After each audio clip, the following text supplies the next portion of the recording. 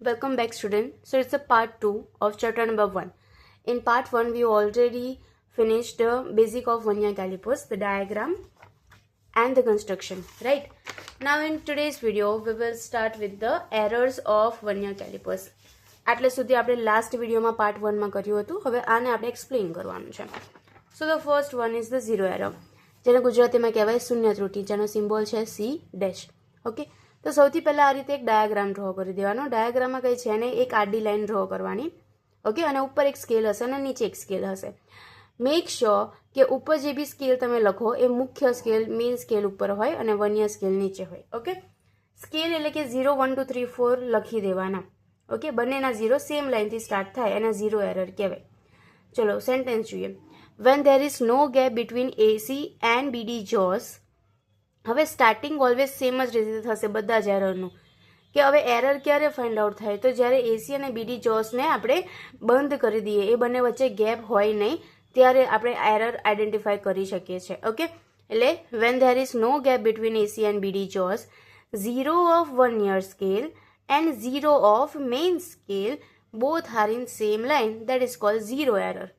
Okay, જ્યારે બંને 0 એક જ સીધી રેખામાં આવેલ હોય એને આપણે શું કહેવાય? Zero error. ક્લિયર? ગુજરાતીમાં શું થાય તો કે વર્નિયર કેલિપર્સના બંને જડબાઓને ભેગા કરતા જો મુખ્ય સ્કેલનો શૂન્ય અને વર્નિયર સ્કેલનો શૂન્ય બંને એક જ સીધી રેખામાં આવેલ હોય તો તેને વર્નિયર કેલિપર્સની શૂન્ય ત્રુટિ કહે છે.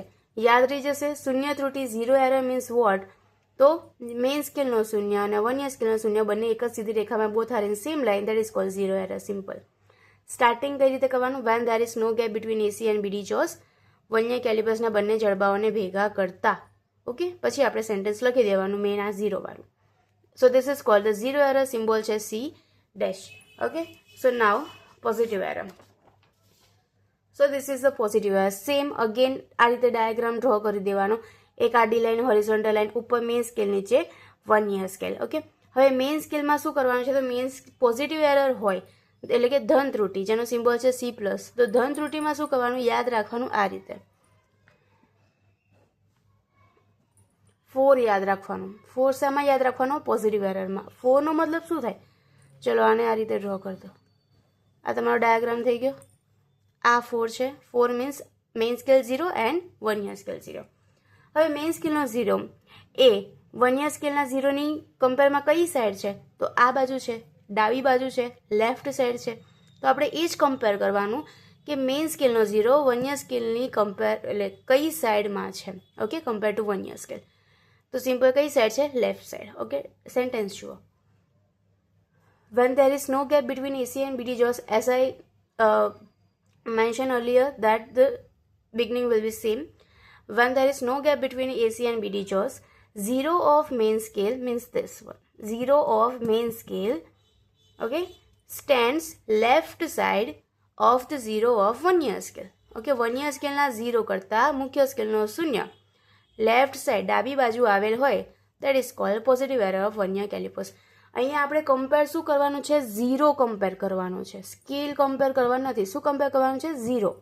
ઓકે, ચલો ગુજરાતીમાં શું થાય તો વર્નિયર કેલિપર્સના બંને જડબાઓ AC અને BD ને ભેગા કરતા જો મુખ્ય સ્કેલનો શૂન્ય વર્નિયર સ્કેલના શૂન્ય કરતા ડાબી બાજુ આવેલ હોય તો તેને વર્નિયર કેલિપર્સની ધન ત્રુટિ કહે છે. યાદ રહેશે? ક્લિયર? ચલો હવે પોઝિટિવ એરરનો મતલબ શું થાય છે? Positive error is equal two આ ફોર્મ્યુલા છે, યાદ રાખવાની. પોઝિટિવ એરર છે, રાઈટ? એટલે એરરને આપણે દૂર કરવી પડે. પોઝિટિવ એરર છે તો આપણે લાસ્ટમાં એને ઇક્વલ એક્યુરેટ કરવા માટે એટલી એરર માઇનસ કરવી પડે તો એક્ચ્યુઅલ એરર આવશે. Okay, positive error is equal to plus matching division into LC. આ ફોર્મ્યુલા છે. ગુજરાતીમાં શું થાય તો પ્લસ બંધ બેસતો કાપો ગુણ્યા LC. હવે ફોર એક્ઝામ્પલ કે મેચિંગ ડિવિઝન 1 છે. ઓકે, એટલે કે આ બધામાંથી કયો ડિવિઝન એકદમ મેચ થાય છે? તો 1. તો 1 ઇન્ટુ 0.01, LC એની 0.01 છે. સો લાસ્ટ આન્સર શું આવ્યું? પ્લસ 0.01. ઓકે, બટ આટલું થઈ ગયા પછી આફ્ટર કરેક્શન હવે આપણે એરર છે તો એને સુધારવી પણ પડે, કરેક્ટ પણ કરવી પડે. સો આફ્ટર કરેક્શન C પ્લસ બરાબર શું થાય? જે બી આન્સર આપણે પ્લસમાં આવ્યો એટલા જ એ જ આન્સરને આપણે માઇનસ ખાલી કરી દેવાનું. સો માઇનસ 0.01. આ થઈ ગઈ તમારી પોઝિટિવ એરર. ઓકે, સુધારા પછી ધન ત્રુટિ બરાબર શું થશે? Minus 0.01 centimetre. કેમ સેન્ટીમીટર? બીકોઝ 0.01 LC આપણે સેન્ટીમીટરમાં લીધી છે, that is right. So this is the positive error. Hopefully કે યાદ રહી ગયું હશે.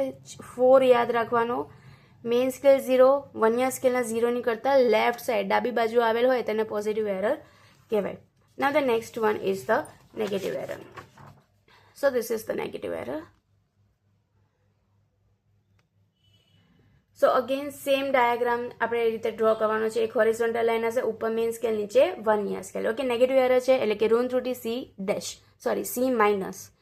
C ડેશ શામાં હતું? 0 એરરમાં, કરેક્ટ. હવે આમાં 4 હતું તો આમાં હવે એકવાર પોઝિટિવ એરર કરી દઈએ ને એટલે પછી નેગેટિવમાં એનાથી ઊંધું છે. મેઇન સ્કેલ લેફ્ટ સાઈડ હતો તો હવે મેઇન સ્કેલ કઈ સાઈડ હશે? રાઈટ સાઈડ હશે. ઓકે, તો સેમ એજ ખાલી મેઇન સ્કેલનો 0 વર્નિયર સ્કેલના 0 કરતાં રાઈટ સાઈડ બતાવવાનું. એટલે આ રીતનો ડાયાગ્રામ ડ્રો કરી દો. લખવાનું સેન્ટેન્સ પણ સેમ જ છે. જુઓ, when there is no gap between AC and BD jaws, 0 of main scale stands right side, લેફ્ટની જગ્યાએ right. 0 of main scale stands right side to the 0 of vernier scale. That is called negative error. Vernier કેલિપર્સના બંને જડબાઓ AC ને BD ને ભેગા કરતા જો મુખ્ય સ્કેલનો શૂન્ય વર્નિયર સ્કેલના શૂન્ય કરતાં જમણી બાજુ આવેલ હોય તો તેને આપણે શું કહીએ છીએ? ઋણ ત્રુટિ કહે છે. ક્લિયર? ના આગળ જે ફોર્મ્યુલા લખી એ જ રીતે ફોર્મ્યુલા લખવાની છે. નેગેટિવ એરર C માઇનસ બરાબર, આપણે પોઝિટિવ હતી તો આગળ પ્લસ લખ્યા હતા, હવે નેગેટિવ છે તો અહીંયા શું લખી દઈશું? માઇનસ. તો minus matching division into LC. હવે મેચિંગ ડિવિઝન તમે 1 થી લઈને 9 સુધી કોઈ પણ લઈ શકીએ. ઓકે, અહીંયા મેં 5 લીધો છે તો -5 into 0.01, so answer is -0.05. Okay, error છે તો કરેક્શન કરવું પડે. સો આફ્ટર કરેક્શન માઇનસનું શું થઈ જાય? પ્લસ ખાલી. So after correction C minus is equal to plus 0.05 again centimetre. ગુજરાતીમાં શું થાય? ઋણ ત્રુટિ બરાબર માઇનસ બંધ બેસતું કાપું ગુણ્યા LC. ઓકે, એટલે -0.05 into 0.01. So last answer is -0.05. એનું શું થઈ જશે? પ્લસ. તો this is your negative error. અહીંયા આપણી એરર પૂરી થઈ ગઈ. ઓકે, અહીંયા આપણે શું થઈ જાય છે? એરર પૂરી થઈ જાય છે. હવે આપણે આવશે વર્કિંગ. શું આવશે હવે? વર્કિંગ. હવે આપણે લખવાનું છે વર્નિયર કેલિપર્સનું વર્કિંગ. લખી દઈએ એટલે આપણે વર્નિયર કેલિપર્સ આખો પૂરો થઈ જશે. ચલો, વર્કિંગ જેને ગુજરાતીમાં આપણે શું કહેવાય? કાર્ય પદ્ધતિ. ગુજરાતીમાં શું કહેવાશે? કાર્ય પદ્ધતિ. હવે આના છે ને 6 સ્ટેપ છે. સિમ્પલ 1 સ્ટેપ છે. સિમ્પલ યાદ રાખવાનું કે તમને કોઈ વર્નિયર કેલિપર્સ આપી દીધું છે. ઓકે, હવે એનાથી તમારે રીડિંગ લેવાનું છે, માપ લેવાનું છે, તો તમે કઈ રીતે લેશો, કયા સ્ટેપ ફોલો કરશો, એ સ્ટેપ આપણે અહીંયા લખવાના છે. ચલો, સ્ટેપ નંબર 1. સૌથી પહેલાં find out the LC of given vernier calipers. જે બી વર્નિયર કેલિપર્સ તમને આપ્યું હોય એની સૌથી પહેલાં LC લખી દેવાની, LC શોધી દેવાની. હવે આના નીચે LCનું સૂત્ર લખી દેવાનું. LCનું સૂત્ર મેં અહીંયા લખ્યું નથી, તમે આગળ જોઈને લખી દેજો. LC is equal to what? So the smallest number of division on main scale upon total number of division on vernier scale. ગુજરાતીમાં શું થાય? મુખ્ય સ્કેલના નાનામાં નાના કાપાનું માપ છેદમાં વર્નિયર સ્કેલના કુલ કાપા. એ સૂત્ર અહીંયા લખી દેજો એટલે આપણું સ્ટેપ 1 પૂરું. Step 2. Find out the error of given vernier calipers. Okay, પહેલાં LC શોધો, બીજા સ્ટેપમાં શું શોધો? એરર, એટલે કે આપેલ વર્નિયર કેલિપર્સની ત્રુટિ શોધો. હવે અહીંયા આપણે એઝ્યુમ કરી લઈએ કે આપણને જે વર્નિયર કેલિપર્સ આપ્યું છે એમાં કોઈ એરર છે જ નહીં, તો અહીંયા શું લખાશે? Error is equal to 0 error. ત્રુટિ બરાબર શું લખાશે? શૂન્ય ત્રુટિ. Okay, C dash. 2 સ્ટેપ પૂરા. પહેલામાં LC શોધો, બીજામાં એરર શોધો. ચલો, સ્ટેપ 3. હવે તમને વર્નિયર કેલિપર્સ આપી દીધેલું છે તો એનાથી તમારે શું મેઝર કરવાનું છે? What you have to measure? So તમારે મેઝર કરવાનું છે outer diameter of an object. કોઈ પદાર્થ આપેલો છે એનો બહારનો વ્યાસ શોધવાનો છે. હવે તમને ખબર જ છે કે પદાર્થનો બહારનો વ્યાસ શોધવો હોય તો એ પદાર્થને આપણે ક્યાં મૂકવાના? તો એ પદાર્થને આપણે ક્યાં મૂકવું પડે? BD જોસની વચ્ચે મૂકવું પડે, રાઈટ? આગળ આપણે જોસમાં લખ્યું જ છે sentence. So to find out outer diameter of an object place between BD jaws and then note down the reading of main scale. એ પદાર્થને BD jawsની વચ્ચે મૂકો એન્ડ પછી મેઇન સ્કેલ જે છે એનો રીડિંગ નોટ ડાઉન કરો. પદાર્થનો બહારનો વ્યાસ શોધવા માટે તેને BD jaws વચ્ચે મૂકો અને પછી મુખ્ય સ્કેલનું અવલોકન કરો. બસ આ સેન્ટેન્સ લખવાનું છે એટલે આપણું સ્ટેપ 3 પૂરું. ઓકે, યાદ રાખવાનું એટ ધ એન્ડ આપણે શોધવાનું શું છે? પદાર્થનો બહારનો વ્યાસ, આઉટર ડાયામીટર. સ્ટેપ 4. મેઇન સ્કેલનું રીડિંગ નોટ ડાઉન કરો તો એનું નોટ ડાઉન આપણે કરી દીધું 2.3 છે. હવે આશરે લખી દેવાનું. ઇફ 2.3 જ ના લખવું હોય તો તમે 4.5 લખી શકો, 8.5 લખી શકો, બટ મેક શ્યોર કે પોઈન્ટ પછી એક જ આંકડો હોવો જોઈએ અને પોઈન્ટ પહેલાં પણ એક જ આંકડો હોવો જોઈએ. ઓકે, એ વસ્તુ યાદ રાખવાનું. બાકી 2.3 પણ એક્ઝામમાં પણ લખશો વિચ ઇઝ ઓલ્સો કરેક્ટ. સો યાદ રાખી લેવાનું કે મેઇન સ્કેલનું રીડિંગ કેટલું છે 2.3. ચલો પછી સ્ટેપ નંબર 5 1 યર સ્કેલનું રીડિંગ આવી જશે. તો 1 યર સ્કેલનું રીડિંગ એટલે કે 1 યર સ્કેલનું અવલોકન બરાબર શું થાય? તો આમાં પાછું એક સૂત્ર છે યાદ રાખવાનું which is matching division into LC. બંધ બેસતો કાપો ગુણ્યા એલસી. હવે આગળ આ મેચિંગ ડિવિઝન વાળું આવી ગયું રાઈટ, પણ એ એરર હતી એટલે આગળ પ્લસ માઇનસ બધું આવતું. અહીંયા એરર છે નહીં એટલે અહીંયા કોઈ નિશાની આવશે નહીં. મેચિંગ ડિવિઝન આપણે એઝ્યુમ કરીએ કે 7 છે તો 7 into 0.01 so answer is 0.07.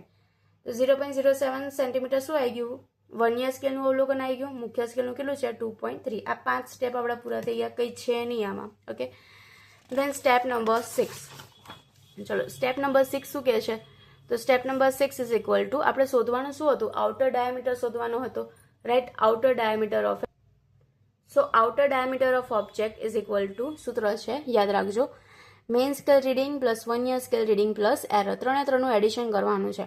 Main સ્કેલનું રીડિંગ 2.3 0.07 પ્લસ એરર તો આપણે 0 કન્સિડર કરી દીધો 0. સો લાસ્ટ આન્સર ઇઝ ધીસ. અહીંયા આપણું વર્કિંગ પૂરું. પદાર્થનો બહારનો વ્યાસ બરાબર શું આવે? મુખ્ય સ્કેલનું અવલોકન વત્તા 1 યર સ્કેલનું અવલોકન વત્તા ત્રુટિ. વેલ્યુ મૂકી દો, લાસ્ટ 2.37 આન્સર આવી જાય એટલે આપણું લાસ્ટ વર્કિંગ પૂરું.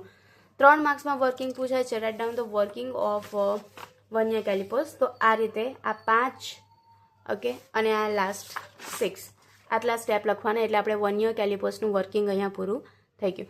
In the next video okay we will learn about the micrometer screw gauge. This is the about the micrometer screw gauge. જેમ 1 યરમાં આપણે કર્યું હતું એ જ રીતે પ્રિન્સિપલ, એલસીની formula, then diagram, construction, errors એ બધું આપણે કરવાનું છે. This is the diagram of micrometer screw gauge. Okay, I will explain it in the next video, so stay tuned for the next video. Thank you.